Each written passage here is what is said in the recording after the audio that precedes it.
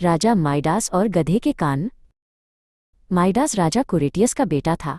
जब वो एक नन्हा बच्चा था तो एक घटना हुई जिसने दर्शाया कि वो वास्तव में एक भाग्यशाली व्यक्ति होगा। वो अपने पालने में सो रहा था, तभी गेहूं के दाने खींचती हुई चींटियों की एक कतार उसके चेहरे के पास आई।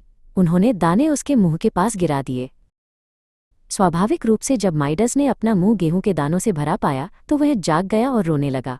ये देखकर सभी ने एक स्वर में कहा कि वो जीवन में बहुत भाग्यशाली होगा। जब वो बड़ा होकर वयस्क हुआ तो उसे फ्रिगिया का राजा बनाया गया। वो ठीक ठाक राजा नहीं था, लेकिन किसी को परवाह नहीं थी। वो बहुत बुद्धिमान व्यक्ति भी नहीं था, लेकिन एक उत्साही माली था। वो अपने बगीचे में प्यारे फूल उगाना पसंद करता था। सबसे बढ़कर उसे सोने का जुनून था।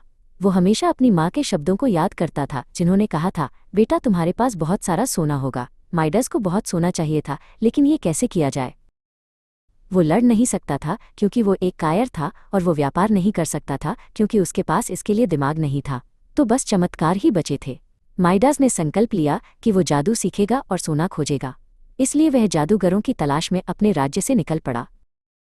एक निश्चित जंगल में उसे एक आदिवासी गांव मिला। गांव के मुखिया ने उसका गर्मजोशी से स्वागत किया, इसलिए माइडस वहीं रुका और लोगों से दोस्ती कर ली। वो एक बांसुरी वादक के साथ विशेष रूप से दोस्ताना हो गया।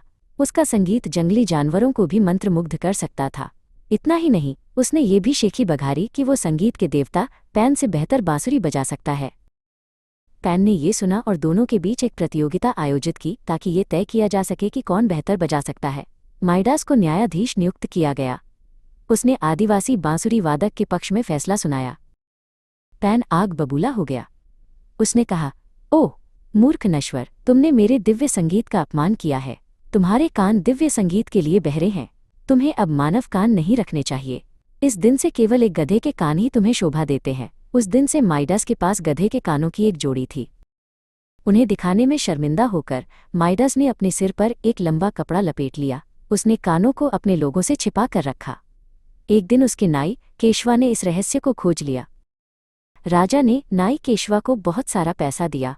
उसने उसे मौत की सजा के डर से रहस्य प्रकट न करने का आदेश दिया। दिन महीनों में और महीने वर्षों में बदल गए। नाई केशवा किसी को बताने के लिए बुरी तरह ललचाया। अगर वो बताता तो राजा उसका सिर काट देता। अंत में हताशा में वह एक घास वाली पहाड़ी पर गया। घास के बीच घुटने टेककर उसने फुसफुसाया, राजा माइडास के पास गधे के कान हैं। फिर वो घर लौट आया, राहत महसूस करते हुए कि उसका बोझ खत्म हो गया है। घास बढ़ी और हवा में लहराई।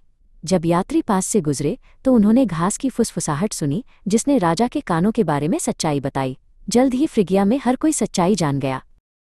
माइडस बहुत शर्मिंदा हुआ। उसने अपने बेटे लाइजेंडर को राज्य सौंप दिया। माइडस उत्तरी ग्रीस चला गया। वहां किसी ने उसके गधे के कानों पर ध्यान नहीं दिया होगा। उसने वहां एक शानदार महल बनवाया और एक प्यारा बगीचा लगाया। उस क्षेत्र में शिकारियों का एक दल रहता था। वे जादू की कला जानते थे। कभी कभी वे माइडास के बगीचे में घुस जाते और गंभीरता से बात करते। जब वे उसे देखते थे तो भाग जाते थे। माइडास ने एक तरकीब से उन्हें पकड़ने का फैसला किया। उसके बगीचे में एक फव्वारा था जहां शिकारी अपनी प्यास बुझाते थे। उसने पानी में तेज शराब मिला दी। एक दिन एक बूढ़े शिकारी आर्गोस ने फव्वारे से पानी पिया। वो तुरंत सो गया। माइडास उसे अंदर ले गया और उसे बंदी बना लिया। बूढ़े आदमी ने यह महसूस करते हुए कि अब कोई बच निकलने का रास्ता नहीं है, पहाड़ों में सोने के बारे में बताया। माइडास की आंखें लालच से चमक उठीं। उसने शिकारी से उसे वहां ले जाने की विनती की। अंत में वे दोनों निकल पड़े। नदियां, पहाड़ और झीलें पार करने के बाद वे पहाड़ी राजा के महल पहुंचे। शिकारी के राजा माइडास की उपस्थिति से बहुत नाराज थे। पहाड़ी राजा ने कहा, ओह राजा, मैं कितना भाग्यशाली हूं कि तुम मेरी भूमि पर आए हो।